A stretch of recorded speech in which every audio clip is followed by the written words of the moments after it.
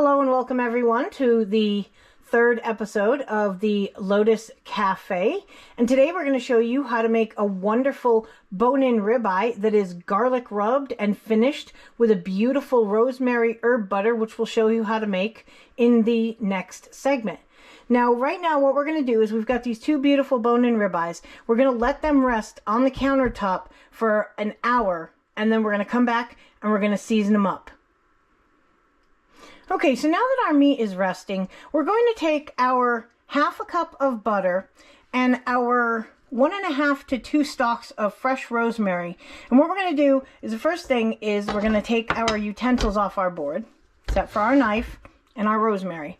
And we're just going to dump the rosemary out onto the board here. You can see how it's all leafy and everything.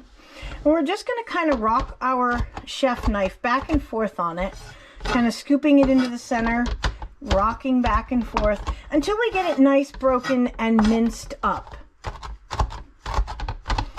So now that we've got our rosemary nice and chopped fine, or as we call it, minced, you can see how just really small and fine and delicious that is, and it smells amazing. So what we're going to do is we're going to take our half cup of butter and we're going to put it in our medium-sized metal bowl. And then we're just going to take our cutting board here and slide our rosemary over that butter in that bowl. Get it all in there as best as we can.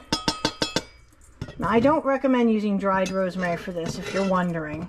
So you can save the question in the comments. No, do not use dried. You definitely want to use fresh. So now you have it just sprinkled over the butter. You're going to take, oh, I noticed there's a little bit of butter still left in this bowl, and because we don't like to waste, just a tiny bit, we're going to just scoop it out there, because butter's expensive. Everything's expensive. So you can see that beautiful half cup delineation on the bottom. I love these bowls. Amazon, follow the link in the description if you'd like to get a pair like that. So you're gonna mash the butter with the rosemary. You're just gonna keep smashing it. Ooh, listen to me. I'm going to keep rolling it and smashing it against the side of the bowl. That's why I use a thicker, heavier wooden spoon when I do this. Some people use a bowl spatula. I prefer a wooden spoon. And you're just going to keep twisting and scooping, and you can use a spatula when it gets kind of spread out like this. You can get a spatula and run it around the board, oh my goodness, today. Too much coffee. You're going to run it around the bowl to scrape all that beautiful butter and rosemary herb off the sides. But you're just going to keep manipulating that butter, mashing it and stirring it until it's all fully incorporated. Okay, so we've gotten our butter all incorporated with that wonderful rosemary, as you can see. And I did switch out my wooden spoon for a bowl scraper, as it does make it easier. So you're just going to want to scrape all that butter to one side, kind of get a gob going, if you will. It doesn't have to be perfect, because that's why we have our spatula. So I've laid out a piece of plastic wrap, cling wrap, whatever you want to call it. And I'm just going to take this butter, I'm going to put it right in the center of that cling wrap right there. Get off our spatula, and then we're just going to scrape the rest. Like I said, the first round doesn't have to be perfect.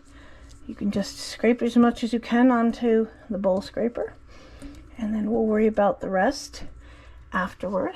So we'll just put that all on that plastic wrap. And as you know, not every time does it go to spec. So I'm going to get a butter knife, and I'm going to get the rest of this off of my spatula. Okay, so I have my butter knife.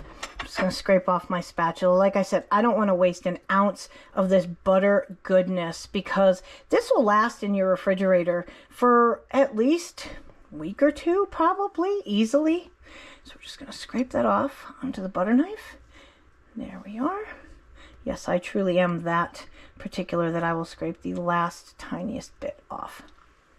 And then I'll lick the knife, because I can. So what we're going to do now is we're just going to wrap this dough, or this butter, in the plastic wrap. So we're going to kind of smush it together like that. And that way we can get one side and a two side. And then we're just gently going to rock it back and forth. And we're going to make it into a tube shape. So get it nice and firmed up into a cylinder here. Just roll it. And then you can just pinch the ends and whip it around like that. And look at that. Now you can take the two ends of the saran wrap and just kind of give it a little tie like that and reform it into a butter log. And we're going to put that in the refrigerator, and then we're going to get started on our steaks and our cheese sauce for the cauliflower, the steamed cauliflower and cheese sauce that's going to go as a side dish for this ribeye. Okay, so now we have our ribeye steaks, and we have our olive oil, our garlic, salt, pepper, garlic salt, or excuse me, garlic powder, and onion powder that we're going to dress these steaks with. So the first thing we're going to do, because we're going to rub our steak, is we're going to take our garlic. You're just going to set it on your board. You're going to take the flat side of your knife, okay, and be very careful, folks. Just take the heel of your hand, pop it. Now you must commit. Give it a good whack, but stay away from that blade because those knives are very sharp. Now what that's going to do is that's basically going to get the skin to be like, hey, I don't want to hang out on this. I'm going to get the hell beat out of me. So I'm going to get off this garlic. And see, now you have all that wonderful skin off the garlic. And you can just nip the end of it. I don't like the way that garlic is sticky, so that's why I'm wearing a glove, and because it's raw. And of course I don't want to...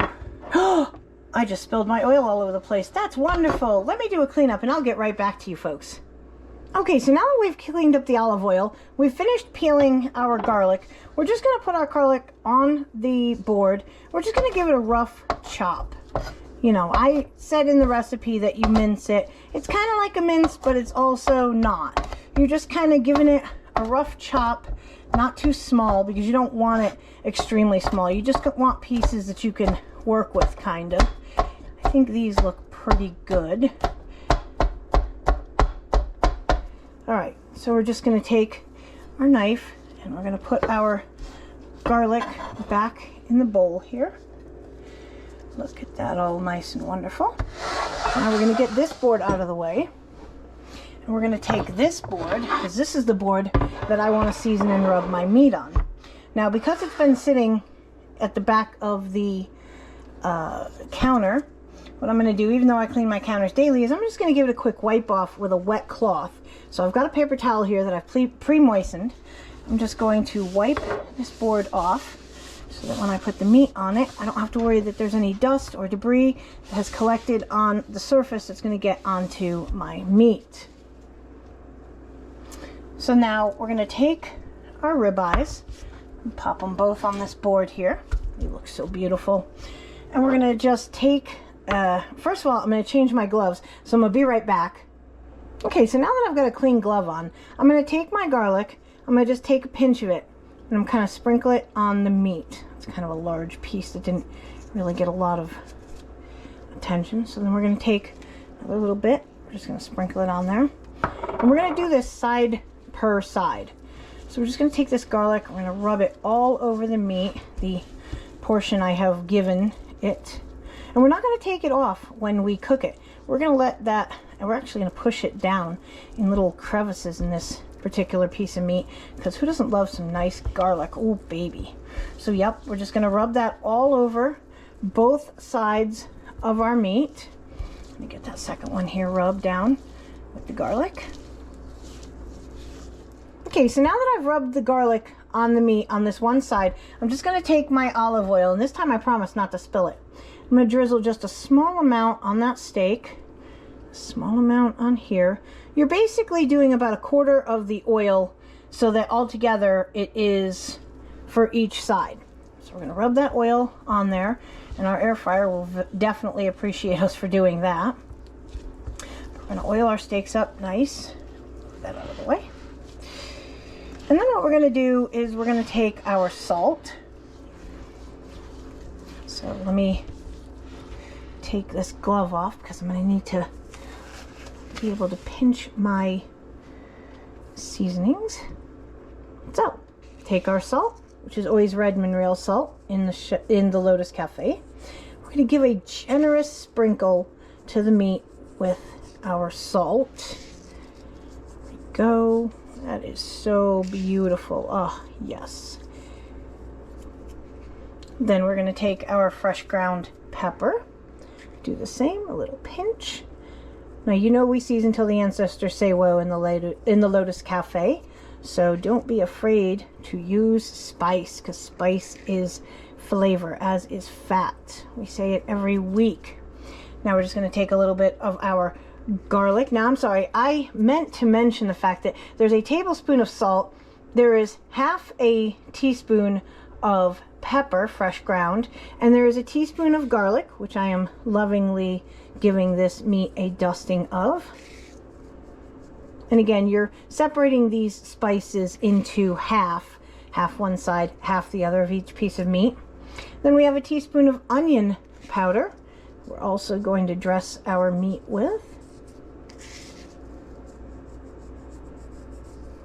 I believe the ancestors are starting to stir.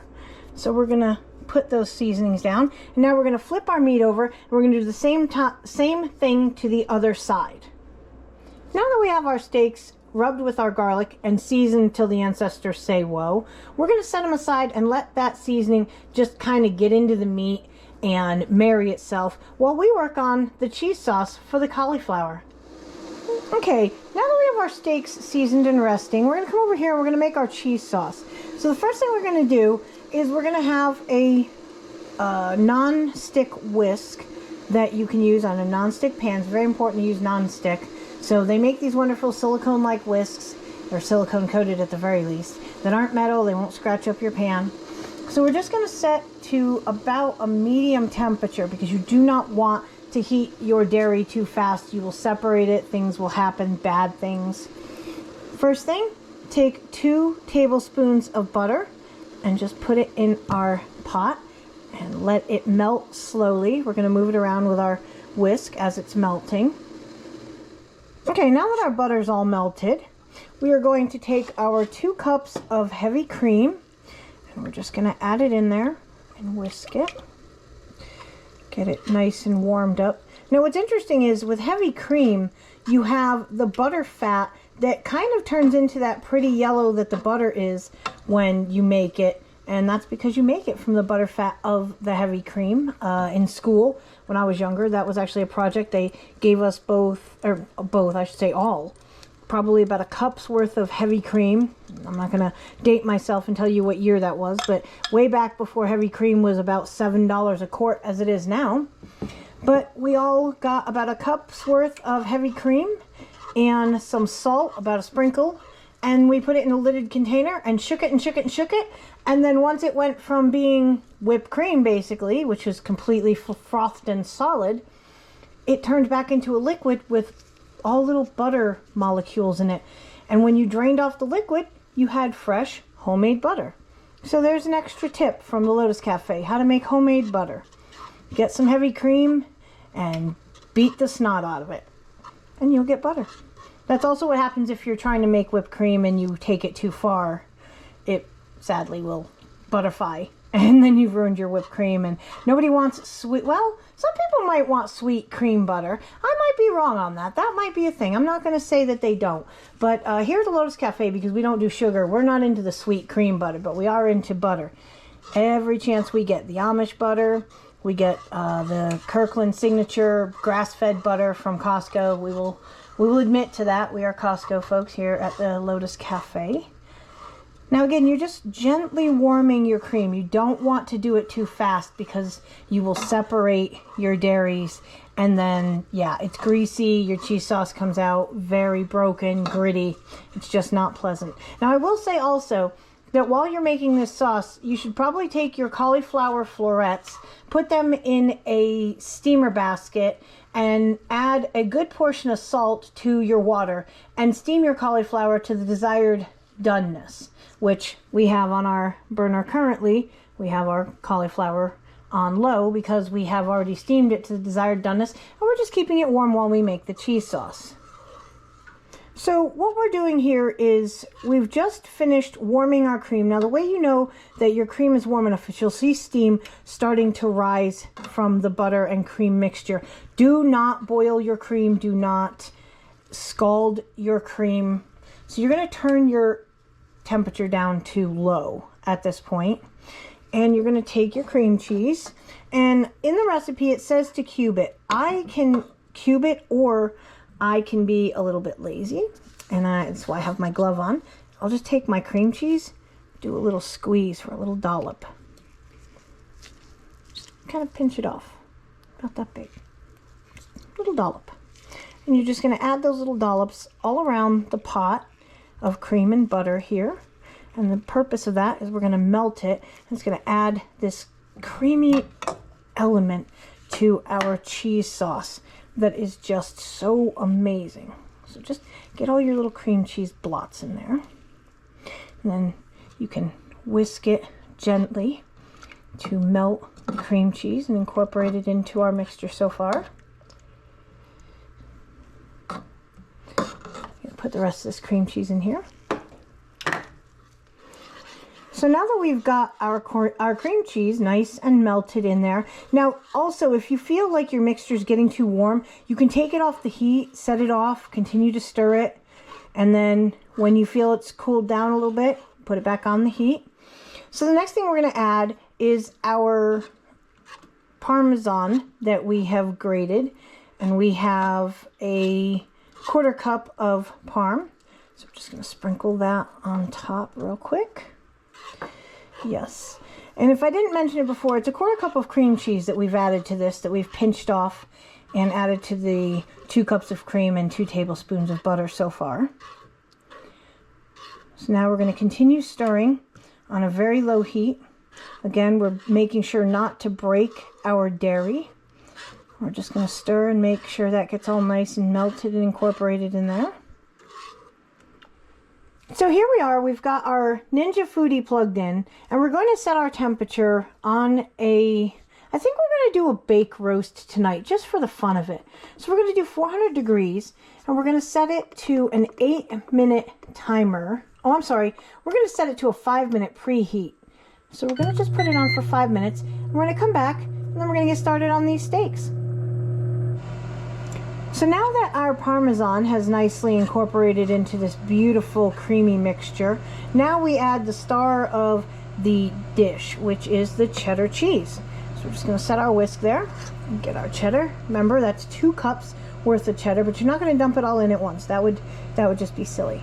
So you're just going to sprinkle a little bit over the top, maybe about a 1/2 cup worth, handful worth, either way, depending on how big your hands are. I have larger hands and a clean stove, which is why I don't care to pick those pieces up and put them in there.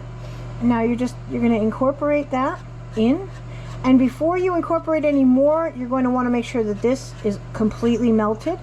Again, do not rush this. It is not a fast sauce. It is not a marathon. You must treat it like you treat being good to your lady, slow and gentle. So we're going to wait for that to get fully incorporated, and then we'll add our next round of cheddar. Okay, so we're ready to incorporate our next part of the cheddar in, and as you can hear, we've started the air fryer with our steak so that everything gets together all at once. It looks like a good amount. Again, another handful in there. We're just going to stir that in and make sure it's fully incorporated.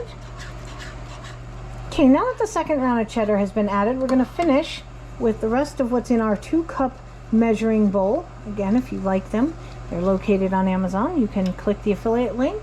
We get a couple of pence off of it, and helps us keep this cafe running. So we're just going to stir that in, incorporate it all the way, and now I can take my glove off because I'm not touching any raw ingredients. We're just going to keep swirling that cheddar in. Remember, incorporate fully the amount you put in before you incorporate the next amount. Otherwise, you're going to end up with a big glop at the bottom. No matter how much you stir, you're just going to have a whole lot of glop, and it isn't pleasant. So we're just going to stir that and see.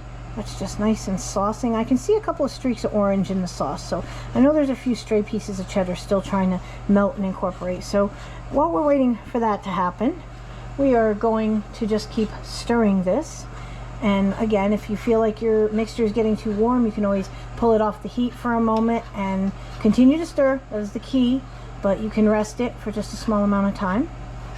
So we're just going to keep stirring this until Chef Pheonix feels that it's ready to receive its seasoning and the ancestors' blessing. Okay, so as you can see, our preheat on our Ninja is just about complete. And there we go. Nice and hot and ready to receive these beautiful beef that we got from GML Fresh Farms in Cookeville, Tennessee. So it looks like we're only going to be able to do one of these behemoths at a time, unless I can get creative with the positioning. Let's see how good Chef Pheonix is in kind of snuggling. Oh, look at that. We're snuggling those steaks in there. They're making really good friends. And as you can see, they look beautiful. So we're just going to close the lid down, and we're going to go back to our bake roast setting, 400 degrees for 8 minutes on this one side. And I'll see you when this side's done. Okay, so as you can see, our timer is almost expired. So we're going to take our first peek at these steaks. All right, here we go. Oh my goodness. Y'all have got to see this. Look at those steaks. They look so yummy. We are just going to take our food thermometer here, our meat thermometer. We have it set to beef at 145, which is a medium. So we're just going to stick it in there. See where we're at. Oh, that's nice. That's nice. We're coming in at just under a 120. She's still climbing. But we're gonna call it a nice 120 there. Put this in here and see what we're about. Oh, this one's a little bit warmer, but for the most part, this is almost up to a medium rare at 130 to 135. So we're gonna pull these out. We're gonna flip them over so that we can make them all nice and crispy, toasty, yummy on this side as well. We're gonna have to do a little bit of angling and finagling to get them to fit nicely together like they did when we put them in initially, but that's okay. They're still friends. They're still making room for each other here for this. So now we're just going to close our lid back over, and we're going to set ourselves back on a bake roast at 400. And I think for the temperatures they're at, we're going to probably put this at about a 6-minute timer for our 145 desire. So we're going to get that fired off. And we're going to go finish up our cheese sauce that we've been working on so that we can add it to our cauliflower and have everything ready at the same time. All right, so our timer just ended. We're going to open up. Oh, look at those beautiful, perfectly cooked steaks. Almost guarantee it. Let's stick our little probe in here. Find that spot near the bone that we know. Oh yeah, she's beautifully at 148. Go way up there. Yeah, we might not have needed that long on these, but that's okay because they are still going to eat like a gem. Yes, those are well temped out, but that's okay because not everything goes to spec here in Casa Lotus and the Lotus Cafe and everywhere else. So just going to take our steak out and we're going to set it on our board here. Look at that. Oh gosh, that steak is just making me smile. It's so beautiful. And now we're just going to rest those steaks for about 5 minutes. And as you can see, we have our herb butter back here. So we're going to cut our herb butter slices and set it on our steak to rest. And I think because these have kind of curled up, I'm just going to flip them over. That way they kind of maybe create a little trough for that butter. So we're just going to rest those for about 5 minutes, and we're going to get our cauliflower and our cheese sauce set for our table. Okay, so we have our herb butter. We're just going to unwrap it and slice a few pieces to put on top of our steak. So we're just going to kind of undo that onto the paper towel. We're going to take our knife and just give a nice, I'm going to cover my hand with this plastic wrap so I don't get butter on it, but a nice solid dollop to go on top of the steak. And I think I'm going to give our steaks two dollops because butter is a food group. Look at how beautiful that butter looks. Oh my. So because we're going to rest our steak with the butter on it and foil, we're just going to slide that on there. Take our piece, just boop. Take our other piece, boop. This piece, boop. And yes, I know I fuss about knife safety, and yet I have a blade up knife as I'm putting the butter on the steak. I'm aware of this, viewers. Not the best idea. Don't do it. This is a do as I say, not as I do issue. So let me take our tongs out. We're just going to set them on top of that foil. They're kind of a loose tent. It doesn't have to be tight around there. Just enough that the juices can redistribute in the steak. And now we're going to put our cheese sauce on our cauliflower.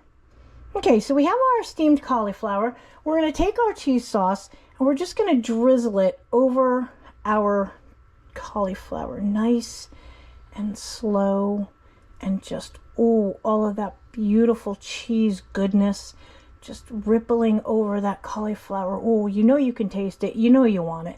You know you should make it. So go to the Lotus Cafe and check out the video that we've produced here, showing you how to get that done. Okay, so our timer has gone off. That means our meat has done rested for 5 minutes. We're just going to take the foil off. Oh my goodness, look at that beautiful butter. Has melted all over that steak with that rosemary. Oh, it's going to be so good with our cheese sauced cauliflower. We're going to plate this up and we're going to go mow down. So there you are. You've got a roasted ribeye bone-in with a nice rosemary herb butter and a cauliflower and cheese sauce side dish. Thanks for joining us for the Lotus Cafe today. And remember that good food needs no apologies. And we'll see you on the next episode.